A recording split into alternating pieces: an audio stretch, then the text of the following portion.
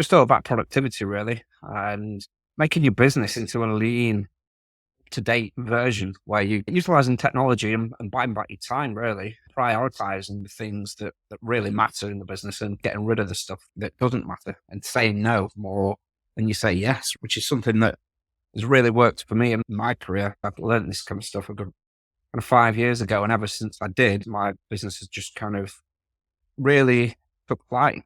And I'm going to show you exactly more into that because my example of how my business has changed within recent years is the perfect example of how this kind of stuff has really helped me and got me to where I need to be a hell of a lot quicker than it was before I made those changes.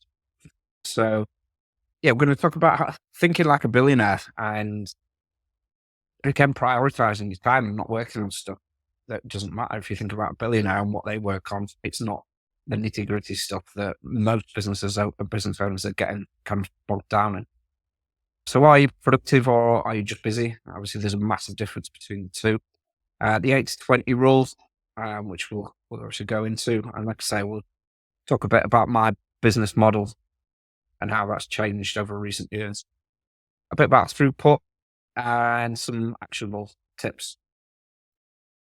So there are 660,000 new startups registered in the UK every year. Then 20% of those don't make it past the first year and 60% go bust within the first 3 years. So you might think, what are the reasons why so many businesses go bust so early on? Most of these businesses fail because they don't prioritize the skills that matter. A lot burn out very quickly by working too hard on the things that don't matter. They're not prioritizing the number one skill in business, which is attaining and acquiring new business. A lot of businesses start up and they have a passion for what they do and they're good at what they do, but it's only 50% of it. You need to have that other half, which is the ability to produce your own revenue. Leads and producing your own revenue is the lifeblood of any business. So if you can't do that, you're not going to get far, however good you are at what it is that you do. So this is a quote from President Eisenhower then. So he said, what is important is rarely urgent, and what is urgent is rarely important. So I think this plays on a bit on procrastination. I think a lot of people procrastinate over the things that they really need to do. Well, naturally, we'll avoid doing the work that we know we need to do to get us to where we need to be. I think naturally, the psychological side of it is that our brains are designed to save calories. And the harder stuff, the things that is going to make our minds work harder, we'll naturally kind of try and avoid those and do things that we find easier and that we're more used to doing.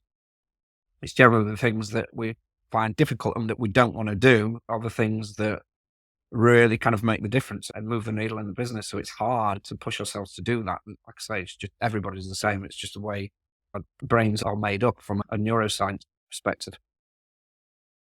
So thinking like a billionaire then. So like I said before, then it's good to think about your business as how a billionaire would look at it. So a billionaire would focus on tasks that are really going to move the needle in the business. They really respect the value of their time because they see it, the time as the most valuable asset they've got. They're a billionaire, they've got plenty of money, they can make more money, we can't make more time. Our time is our most valuable commodity. Many billionaires don't even have email, so they're not being reactive to stuff. This is something I learned a while ago. I don't put my number anywhere. I'll avoid. There's about 5 people that have got my number because when you get calls just randomly, it just takes you away from what you're doing. If you're working on something and your mind is on that, to get a phone call and answer that, it just takes you out of that zone. And it can take a long time to get back to that deep work level of work that you were in. It's just, yeah, when you're reactive to stuff like that, you're at the mercy of the person that's ringing you. It's their agenda. The way that I've learned is just to book in all my calls that are kind of at a set time, so I know where I'm at and I can be fully present in that moment for that call, rather than have half a mind on something I'm doing and then trying to get rid of them. So yeah, it's just about making most of your time really, and making sure that that your time is not dictated to by outside influences. So the old school kind of this is a comparison between this new age model, the new age lean model, and the old school. So the new age kind of advisor, if you like, the new age firm would be super selective over who they work with. They don't just work with anybody and take on any bit of business that comes their way. They say no to things more than they say yes.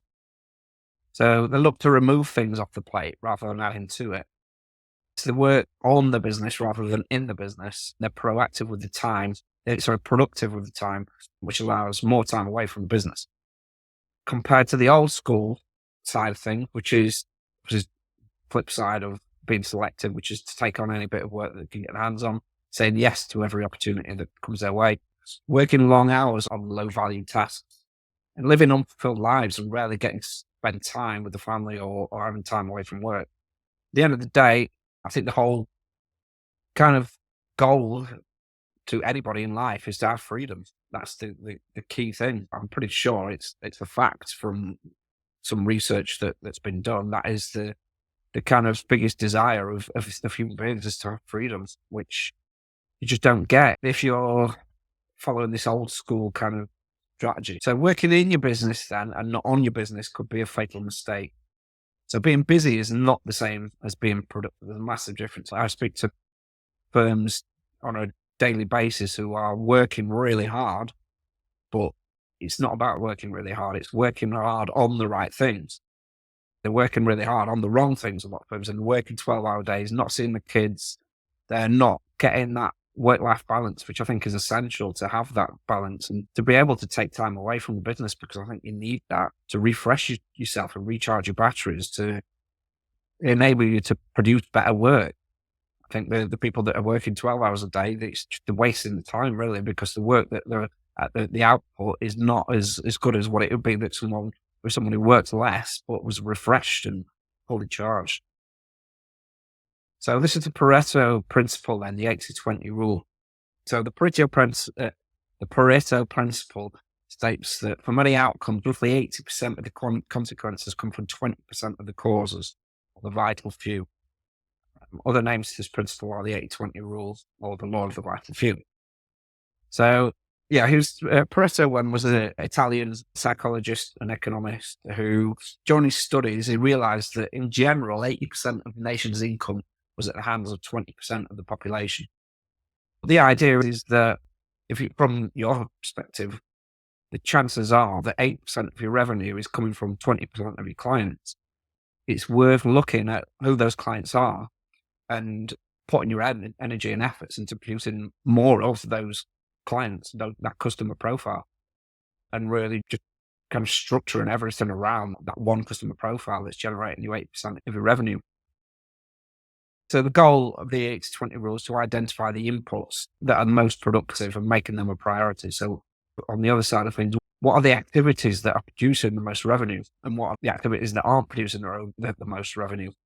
And delegating the stuff that you're spending your valuable time on doing that's not really moving the needle in the business and not really moving you any closer to where you need to be. Either delegating that, allocating that to somebody else, getting an assistant, getting a virtual assistant to do a lot of the nitty-gritty stuff, which just kind of frees your time up to work on lead generation, which is something that is going to really move the needle in the business. It's a high value activity. So in business then, it's the little stuff that kills the big stuff.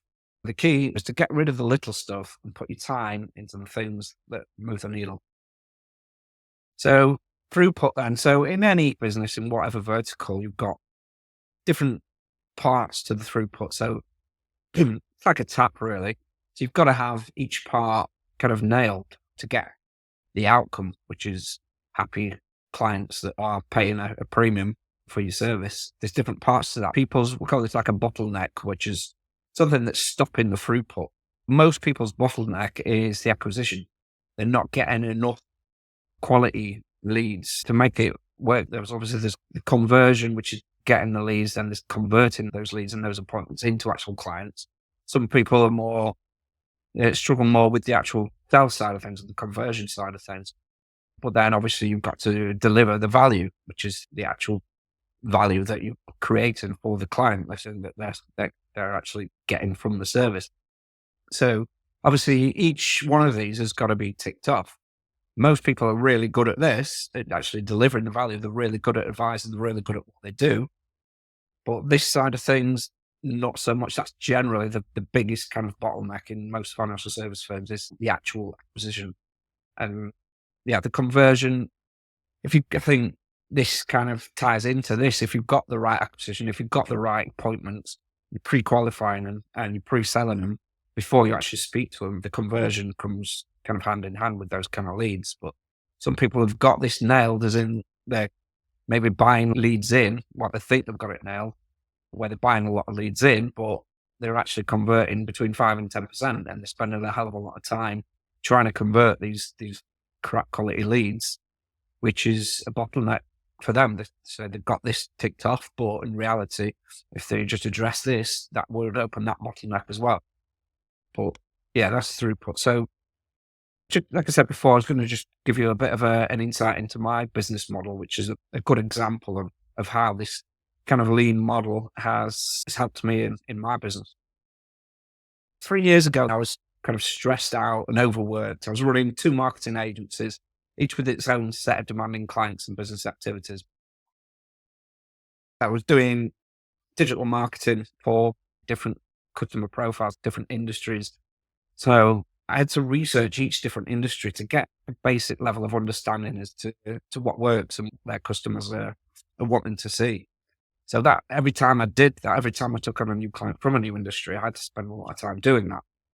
Yeah, I was checking emails, actually coming up with offers for multiple different industries, running Facebook ads for multiple different clients, speaking with different clients all the time, going to client meetings, building websites, talking with different partners, design. I was doing graphic design as well. So I was doing logos, business cards, posters, flyers. I was doing one-to-one coaching at that point as well. So I was traveling a day. I'd go to, for example, or Newcastle, and I'd take out a full day really just to see one client. I was creating content for multiple industries and multiple platforms, and I was posting content on multiple platforms. So all of that just led me to a point where I was just working 12 hours a day. I wasn't spending quality time with my kids. I wasn't seeing my friends. My health suffered because I was just eating crap and not really spending enough time on my fitness because I was working too hard. I just didn't have time to fit it in as much as I would have liked. So I had to take a step back. So when you're in there, you're kind of in the trenches, you've got your blinkers on, you don't see things from a higher perspective. So I think it's essential that you take time away and really just take a look at, like I said, a high level overview of things from a bird's eye view to see what's happening really. Obviously for me, lockdown was a big changing point because I couldn't do a lot of the stuff I was doing in terms of the one-to-one meetings and the one-to-one coaching that I used to kind of travel around to do. So I was working 12 hours a day, feeling stressed. I asked myself why I became self-employed. And like I said before, the answer to me, and I think the answer why most people go self-employed is to get that freedom. But instead, I was a slave to my business. So now my new business activities are generating sales calls, conducting sales calls, providing weekly coaching support to my coaching client, producing new training material, and producing content for one platform. Because I kind of just got rid of all that stuff pretty much and just kind of looked at the thing. So the thing that really was making a lot of revenue for me was one-to-one coaching. But then when COVID hit, obviously that was out of the equation. So I kind of just productized that into a package that I could sell and scale to anywhere in the world, really. Now with the advent of Zoom, it makes it a hell of a lot easier to scale things really out of your local area and to make your time more efficient. So I can do a one-to-one coaching session on Zoom within literally an hour end to end. Before I was doing a coaching session for an hour and I was traveling 2 hours there, 2 hours back. So it's 5 hours. Obviously it makes it more productive these days and people are more open to doing Zoom because since COVID, people are used to it. From your side of things as well, that opens up a lot more opportunities for you guys to do your appointments over Zoom and you're not restricted on location. Now I've just put all my knowledge into this productized package, scalable. I can sell it to anywhere in the world. I can sell it to as many people as I want without any denigration in the quality of the service, the way that it's structured. This has made a massive difference to me. The results are obviously my revenue is up, my free time is up, relationships improved because I've got more free time, health and fitness has improved, and because I've got more time, and happiness has improved. I can take time away from the business. I go traveling a lot. I can spend time with my kids, go to nativities, go to parents' evenings without any stress that I'm missing out on what I need to do, because it's a scalable model, which is something that can be achieved with the use of technology, and obviously prioritizing the things that are really pushing you forward rather than wasting time on things that aren't pushing you forward. So essentialism, this is a book that's really kind of helped me in this process in terms of prioritizing my time and working on things that matter, and either delegating or eradicating the stuff that isn't really pushing me forward. So you can't overestimate the all importance of practically everything. That's a message from John C. Maxwell. So during this,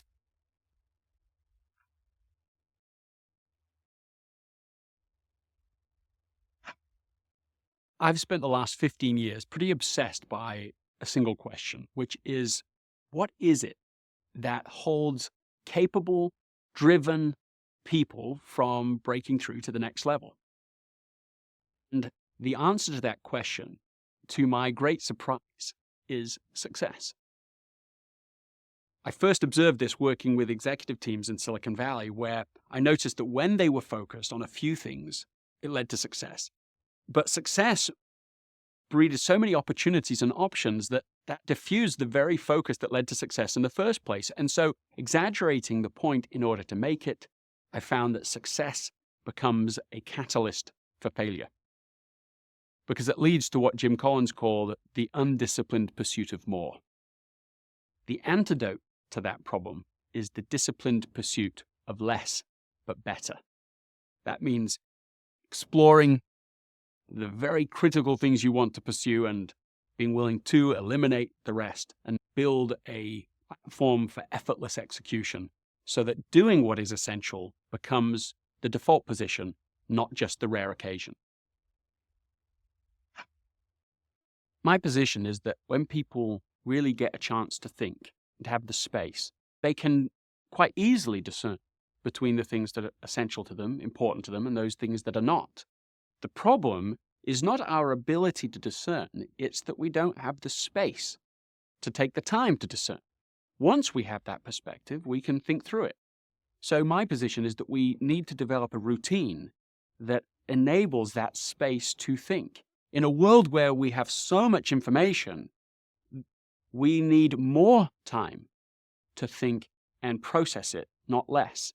One CEO that I interviewed for the book has 2 hours on his calendar every day, broken up into half-hour segments, so that he has this space to stop, to turn everything off, to think, to see the bigger picture. I think we could all do something similar to that. The idea for many people of saying no to a senior leader, to even family members and so on, is so unthinkable. They just don't even experiment with it. They just want to avoid this like the plague.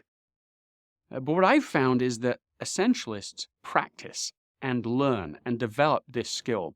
Kay Krill is the CEO of Loft and the Ann Taylor brand.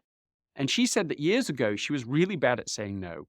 And somebody came to her mentor and said, look, you've got to learn to get rid of all of these people and commitments that don't mean anything to you, because they'll rob you of the things that really do. And she said that because she got that feedback, she did learn over the years how to say no, how to push back gracefully, sensibly, but unapologetically. And now she says she's very good at it.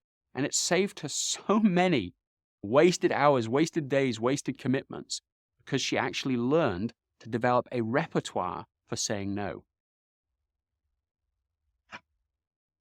One of the executives that I interviewed for the book, because he was trying to be a good citizen to his new company, ended up saying yes to almost everything. His stress was going up, the quality of work was going down, and so he started with an experiment. saying no more often, being more selective. And what he found was that the meaning of his work was going up, the value of his work to the company was going up, his stress was going down, and he ended up with one of the best performance evaluations of his career and one of the largest bonuses of his career. In that little story, there is the argument for essentialism, that by focusing on the few things that are really essential, we're actually able to make a more valuable contribution. I think becoming an essentialist is not an easy thing. I certainly think it's a revolutionary thing. You find yourself saying no when other people are saying yes. But in the end, in the final analysis, anything less than the disciplined pursuit of the essential will lead to the undisciplined pursuit of the non-essential. And that's a price I don't think many of us would deliberately choose.